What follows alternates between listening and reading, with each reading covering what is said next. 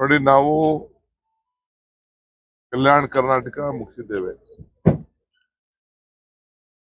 ಇನ್ನ ದಾವಣಗೆರೆ ಒಂದು ಹೋಗಿಲ್ಲ ಅಷ್ಟೇ.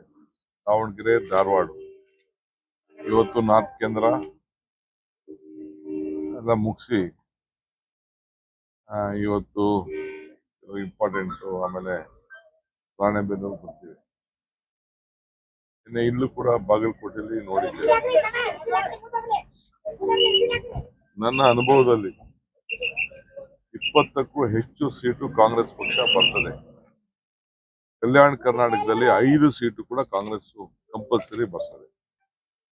ಒಂದು ಒಳ್ಳೆ ವಾತಾವರಣ, ಜನರಿಗೆ ನಮ್ಮ ಗ್ಯಾರಂಟಿ ಬಗ್ಗೆ ಭರವಸೆ, ಮತ್ತು ಈಗ ಮಹಾಲಕ್ಷ್ಮಿ ಯೋಜನೆ ಏನು ಕಾಂಗ್ರೆಸ್ ಪಕ್ಷ ಘೋಷಣೆ ಮಾಡಿದೆ, 1 ಲಕ್ಷ ಕೊಡ್ತೀವಿ ಅಂತ. ಯುವಕರಿಗೆ ಉದ್ಯೋಗ ಇಲ್ಲದೆ ಹೋದವ್ರಿಗೆ ಟ್ರೈನಿಂಗ್ ಕೊಟ್ಬಿಟ್ಟು ವರ್ಷಕ್ಕೆ 1 ಲಕ್ಷ ಕೊಡ್ತೀವಿ ಅಂತ ಏನು ಹೇಳ್ತಾರೆ.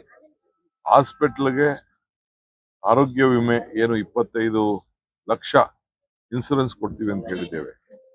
ಜೊತೆಗೆ ರೈತರ ಸಾಲ ಮನ್ನಾ ವಿಚಾರ, ಆಮೇಲೆ ರೈತರಿಗೆ ಬೆಂಬಲ ಕೊಡುವ ವಿಚಾರ, ನರೇಗಾ ಬೆಲೆ, ನರೇಗಾದು 400 ರೂಪಾಯಿ ಮತ್ತು ಟೌನಲ್ಲಿ ನರೇಗಾ, ಇದೆಲ್ಲ ನಮ್ಗೆ ಬಹಳ ಆಕರ್ಷಣೆ ಇದೆ.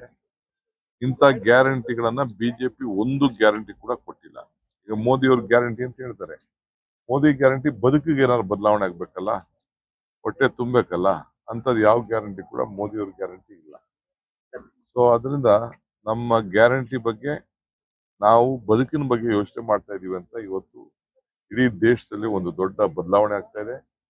ಇಂಡಿಯಾ ಒಕ್ಕೂಟಕ್ಕೆ ಅತಿ ಹೆಚ್ಚು ಬೆಂಬಲ ಇವತ್ತು ವ್ಯಕ್ತಪಡಿಸ್ತಾ ಇದೆ. ಕರ್ನಾಟಕ ರಾಜ್ಯದಿಂದ ಒಳ್ಳೆ ಫಲಿತಾಂಶ ಸಿಗ್ತಾ ಇದೆ.